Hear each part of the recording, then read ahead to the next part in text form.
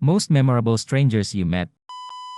There's just something about meeting and making friends with strangers that hits different. Yung parang extra vulnerable and open kayo to each other knowing that likely di na kayo magkikita ever again. It's been a habit of mine forever whenever I find myself in any situation where it's appropriate to meet and talk to strangers. My personal favorite off the top of my head is Julio, a Brazilian dude who used to live in the same building as me. We only talked about 3 to 4 times, but during our last conversation he said he had to leave the Philippines kasi kinasuhan siya ng SW sa Taguig even though he's never been to Taguig daw. I don't know whether to believe him or not, but because he was leaving soon we talked about his home Brazil, its communist history, and why he loves the Philippines so much. Before he left, he gave me a stack of books Rin, Chomsky, Carnot, and a book on US imperial history in the Philippines. Haven't seen him for a few years now, so I'm guessing umalis nga talaga siya. What about yours, Edit? My heart is full reading everyone's responses. Napaka-wholesome ng thread. Nakaka-restore tuloy ng faith in humanity reading everyone's stories of random acts of kindness, DIY strangers, and the beauty of spontaneous yet fleeting human connection. Thank you, everyone!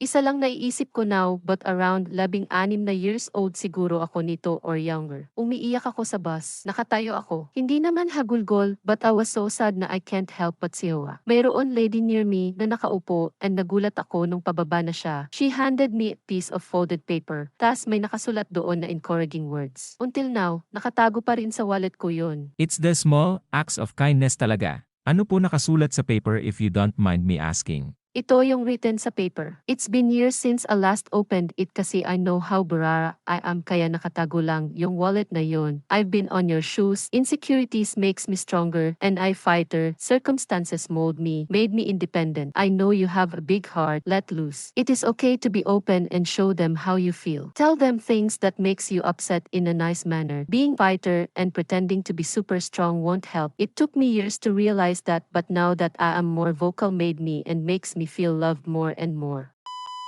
This happened during 2003-ish. I was in the early 20s. It was late night after work from hospital. Around 10:30 p.m., I was sitting sa harap ng jeep having a conversation about everyday life with the driver. Driver said he enjoyed talking to me and if I wanted to see the hidden world of late-night drivers. I said yes. So we went to Luneta Park and behold, he showed me drivers playing chess or checkers and other games. Some having snacks or meals, some sharing different newspapers and discussing, some having a message, some napping, and for me and Manong driver, an honest conversation over raisin breads and coffee. I was like a different world that does not exist in daytime. He was very pleasant. He even offered to drop me to the last jeep waiting area for the ride home. This story hits me hard nowadays because of the jeepney phase out. I hope Manong driver is still okay. I haven't met him again. Edit. I also saw the dark part of their world where there are women who offer special service to drivers in the said area. I just laughed because I was interested with the company of the Manong driver.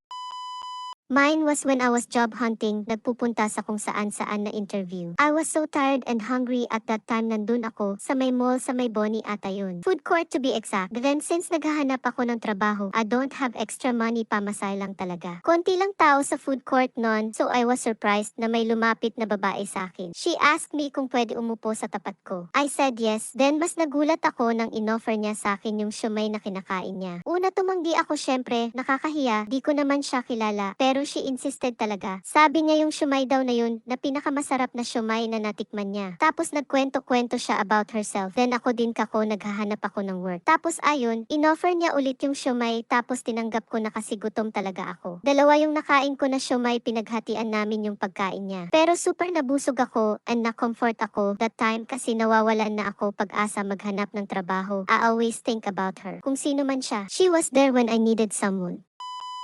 I don't know if this is considered met, pero there was this kid who hugged me while we were waiting in line to be seated in Tim Ho Wan as a mega mall. Newly opened pa lang sila so people still wait in queue. Pauwi na kam dapat ng sister ko kaso it was rush hour so we decided to have our dinner while at the mall and Tira THW. Since we are third to be seated, nakatayo lang kami while waiting when all of a sudden boy around 8 to 10 years old approached and hugged me so tight while smiling. Nagulat ako and I thought kakilala namin namin but know this kid has Down syndrome. He didn't talk or responded, just kept on hugging me kahit tinatawag na siya ng family niya who were also waiting to be seated. He would occasionally look up to me and smile while still hugging. I don't know, WHY. Ako yung nilapitan. I am not that approachable in public or private, haha. Maybe the kid saw something in me or whatnots. I'm hoping he is still doing well now. Nung college ako, wala akong pambili ng payong. Hahaha, so literal sulong sa ulan. Tas napansin ni stranger ate nung pababa na kami sa jeep. Sabi niya, "Miss, lika dito, malakas yung ulan. Wag mo suungin ngayon na may payong na ako lagi." Ginagawa ko na rin siya sa iba. Masarap pala sa pakiramdam. The year was 2014. I was a second-year college student at the time. It was my birthday. So as a present, my mom gave me 1.5k pesos for me to treat my friends. I was super excited to go to campus that day that I just put all my money on the front pocket of my backpack. Also, most of my extra money at that time were coins, around 500 plus. As part of my commute going to school, I usually take the LRT line 2 station going to Recto while walking dun sa overpass going to Santolan station. I can't help but notice that my bag just became a lot lighter after climbing the stairs. I just had a bad feeling right there, and when I checked my front pocket, my heart dropped as my entire wallet and coin purse was gone. Naalala ko pa that time na umupo talaga ako sa gilid ng overpass and kinalkal ko yung bag ko. Pero wala na talaga. Nadukutan ako, lahat ng pera ko andun sa wallet and coin purse. Ni singkong duling wala ako sa bulsa or anywhere on my bag. I felt like crying kasi di ko alam paano ako makakapasok sa school. Nasa harap ako ng Santolan station that time, pacing back and forth. Nag-iisip anong gagawin. Malapit nang umiyak lol, then napansin ako ni Manong na nagbebenta ng taho. I told him everything na medyo teary-eyed pa and all of a sudden he just handed me a 100 pesos. No hesitations or whatsoever. He then told me, "Bayaran mo na lang ako pag nakita mo ako ulit dito. Ingat ka ha. Happy birthday." When I got to meet him again, binigyan ko siya ng 500. To this day, I will not forget that act of kindness. Elevator very hungry. Girl walks in with potato corner and it smelled really good. My stomach grumbles and she offers a piece to me and told her I'd take one if she takes one too. I take one and she takes once and I say cheers and we hit our fries together then take our bite. Emma floor opens and I say thanks and that she's a lifesaver. Feels like a lost opportunity to talk more. Always hope to see her again in the condo elevator and in MY. Apat years of staying there never saw her again. Never liked barbecue and sour cream mixed but since that day it's been MY default order. Grabe, kinilig ako ng konti, hahaha. Me literally after exiting the elevator.